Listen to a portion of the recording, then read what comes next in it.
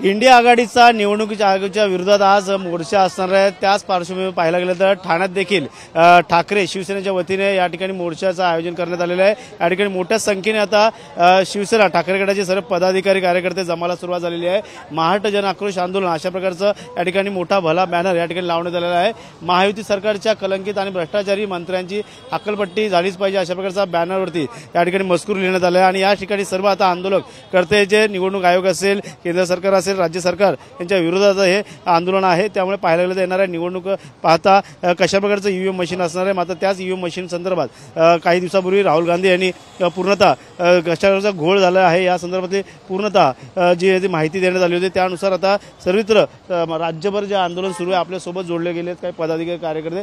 काय सांगाल एकंदरीत आंदोलनाची सुरुवात होणार आहे, राज्य सरकार असेल, केंद्र सरकार असेल, निवडणूक आयोग यांच्या विरोधात तुमचं हे आंदोलन आहे?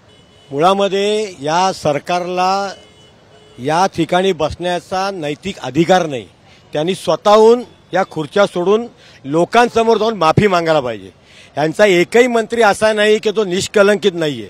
भ्रष्ट मंत्री म्हणजे हे जे सरकार आहे ना, हे युती सरकार नाहीये, हे भ्रष्ट युती सरकार चालू आहे आणि ही लोकांचा विश्वासघात चाललेला आहे। मग त्याच्यामध्ये संजय शिरसाट असतील, तुमचे सिद्धेश कदम असतील, ते कोकाटे असतील, तर कोकाट्यांची तर रमी खेळताना सापडलेलं आहे। काय त्याला शिक्षा केली?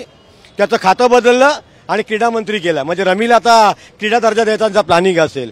जे गृहराज्यमंत्री आहेत यांचा लेडीज बार चालतो। एक वेळ असे उपमुख्यमंत्री गृहराज्यमंत्री होते आर पाटील की ज्यांनी लेडीज बार बंद केले।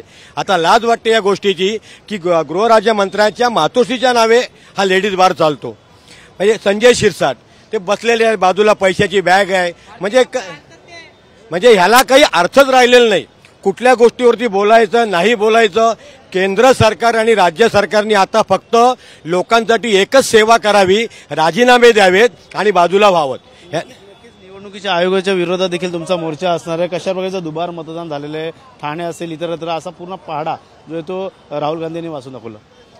संपूर्ण हिंदुस्थानला याची जाणीव आहे की जे काही निवडणुका झालेल्या आहेत त्या निवडणुका केवळ ईव्हीएमच्या जीवावर झालेल्या आहेत आणि हा सर्व घोटाळा हा संपूर्ण देशाला माहिती पडलेला आहे आणि त्याचे सगळे पुरावे समोर असताना सुद्धा निवडणूक आयोग गप्प का आहे असा प्रश्न सर्व नागरिकांना पडलेला आहे। आणि एक दिवशी जर असा उद्रेक होईल की नागरिक रस्त्यावर उतरतील आणि निवडणूक आयोगाला प्रश्न विचारतील, त्यामुळे निवडणूक आयोगाने याचा योग्य वेळी खुलासा करायला पाहिजे आणि जे काही घोटाळे झालेले आहेत ते जनतेसमोर आणायला पाहिजे, देशासमोर आणायला पाहिजेत की खरं परिस्थिती काय आहे, ईव्हीएम का नको आहेत। हा जो नागरिकांचा जो काय आक्रोश आहे किंवा त्याची मागणी आहे ती मागणीला निवडणूक आयोगाने मान्यता दिली पाहिजे की बॅलेट पेपरवर निवडणुका झालेल्या पाहिजे अशी नागरिकांची मागणी आहे। तर निवडणूक आयोगाने याबाबत गंभीरपणे याची दखल घेतली पाहिजे।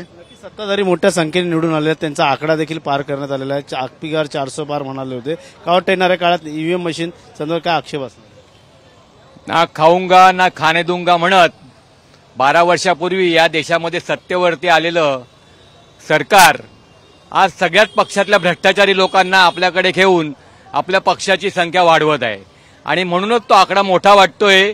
निवडून आलेला 2 दिवसापूर्वी विरोधी पक्षनेता राहुल गांधी साहेब यांनी भर संसदेमध्ये आणि पत्रकार परिषदेमध्ये याची वाच्यता केलेली आहे की ही सरकार हे निवडणूक कशा प्रकारे लढवून निवडून आलेलं आहे। म्हणून हे लोकांनी निवडून दिलेलं सरकार नाही आहे।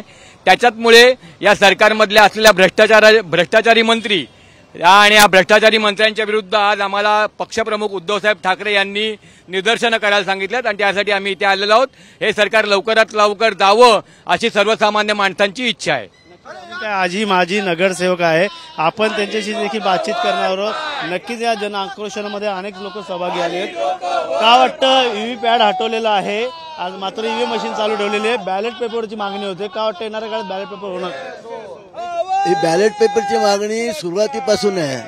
75 लाख जी 6 नंतर जी मतदान झालं त्याचं आपण निवडणूक आयोग काय उत्तर देऊ शकली नाही आणि त्याचं न मिळालेलं मगाशी आमच्या या सदस्यांनी सांगितलं ते काय खोटं नाही ना की बॅलेट पेपरवर घ्यायलाच पाहिजे। ईव्हीएम मशीनचं तिकडे चालणार नाही आणि ईव्हीएम मशीनमुळे ते सगळे निवडून आलेले आहेत असं आपण आरोप करतो, ते सिद्ध कोण करतच नाही। आणि त्याच्यावर पडदा टाकला जातो प्रत्येक गोष्टीवर. जर भ्रष्टाचार झाला असेल तर त्या ठिकाणी न्यूज येते, पण त्या न्यूजला दाबली जाते. त्याचं परत काय होतं का ह्या लोकांना माहिती आहे त्या सभागृहामध्ये उच्चभ्रू असे MP आहेत, म्हणजे त्या सर्व पक्षातले का किती चांगले बोलतात, पण त्याच्यावर कधी हे अशा कांगटा लावून बसले, त्याच्यावर कॉमेंट्स काय देत नाही. म्हणजे हे चुकीचं आहे ना. हे सरकार कसं आहे की त्यांना माहिती आहे 80 कोटी लोक आपल्या बाजूने आहेत, काय त्यांना फुकट धान्य देतो, 2100 रुपये देतो. त्याच्यामुळे शेतकरी असे बोलतात आज कामगार आम्हाला मिळत नाही, कारण ह्यांनी सगळी बेकारी वाढवलेली आहे. अशी त्यांना 2 हात कालाला काम का नाही देत. हे असं तुम्ही फुकट देऊन किती दिवस चालवणार. काय वाटतं, लोकसभेमध्ये बहुमत होतं, मात्र विधानसभेमध्ये कुठेतरी पराभव स्वीकारायला लावला. कुठेतरी आरोप होत आहेत तुमचे की विधानसभेमध्ये ईव्हीएम मशीनचा गोळ झाला. काय एकंदरीत कारण आहे, आणि पाहायला गेलं तर लोकसभेमध्ये मात्र तुम्हाला यश चांगलं मिळालं. लोकशाहीमध्ये अभिप्रेत असलेल्या स्वायत्त संस्था ह्या संपूर्ण स्वतःच्या काबीज करून, ती ईडी असू दे, CBI असू दे, इन्कम टॅक्स असू दे, निवडणूक आयोग असू दे, सगळं काही स्वतःच्या याच्यामध्ये हे करून पूर्ण अंगीकृत करून स्वतः त्याच्यावर वर्चस्व स्थापन करून या ज्या निवडणुका घेतल्या ह्याच मुळामध्ये एवढ्या चुकीच्या आहेत की यांना पाशवी बहुमत मिळालं, आणि या पाशवी बहुमताच्या जीवावर हे लोक नको त्या गोष्टी करायला लागल्यात. आणि जन आक्रोश या आंदोलनाच्या माध्यमातून आम्हाला खरोखर जनतेला आता या रस्त्यावर उतरून यांना जशाच तसं उत्तर देण्याची ही वेळ आलेली आहे. नक्कीच काय वाटतं, ठाकरे बंधू दोन्ही एकत्र येण्याचे संकेत जे ते वारंवार मिळतात, का वाटतं येणाऱ्या काळात सरकारला देखील दस्ती घ्यावी लागेल. ठाकरे बंधू हे ब्रँड आहे आणि हे ब्रँड पूर्ण महाराष्ट्रात चालणार. कारण असं आहे की आता जी पतपेढीची निवडणूक आहेत त्याच्यात दोन्ही बंधू एकत्र उतरलेले आहेत. आता त्याची तुम्हाला प्रचिती येईलच. या ठिकाणी पाहू शकतो मोठे कार्यकर्ते या ठिकाणी आलेले आहेत, आणि सर्वच महिला देखील पदाधिकारी या ठिकाणी आलेले आहेत. का वाटतं, जन आक्रोश मोर्चा जो आहे, जन आक्रोश मोर्चा कशा प्रकारे आहे, सर्व महिला या ठिकाणी आलेल्या आहेत, निवडणूक असेल, सरकार असेल, राज्य सरकार असेल. जे आत्ताच या भाजप सरकारचा जो भ्रष्टाचार झाला आहे, चालू आहे, तो आम्ही इथे दाखवण्यासाठी सगळ्या महिला इथे उभ्या राहिलो आहेत. आम्ही त्यांचे एकेकांचे पात्र असे तयार केलेले आहेत. जसे हे योगेश कदम डान्स बार, त्यांचे काय जे बार वगैरे आहेत त्याबाबत, गायकवाड आहेत ते, त्यांनी जे डिशूम बॉक्सिंग सारखं केलंय, एका गरीब माणसाला मारलंय त्याबद्दल. परत जे शिरसाट आहेत, जे सिगरेट पित आहेत, बसलेत, पैशांचा गटला हे घेऊन बॅगा, अशांचे आम्ही पात्र इथे तयार करून आम्ही जनतेला दाखवणार ह्यांचा भ्रष्टाचार काय आहे तो.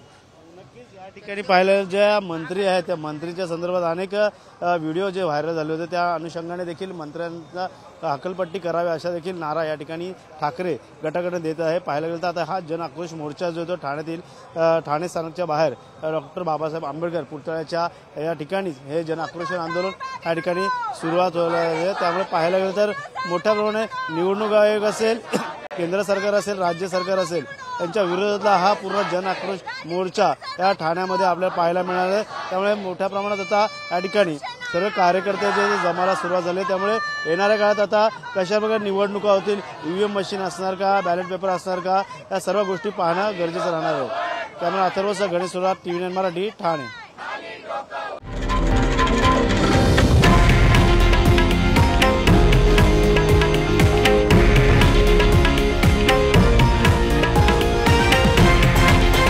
हे आहे देशातील नंबर 1 न्यूज नेटवर्क आणि आपण पाहत आहात TV9 मराठी, एकमेव.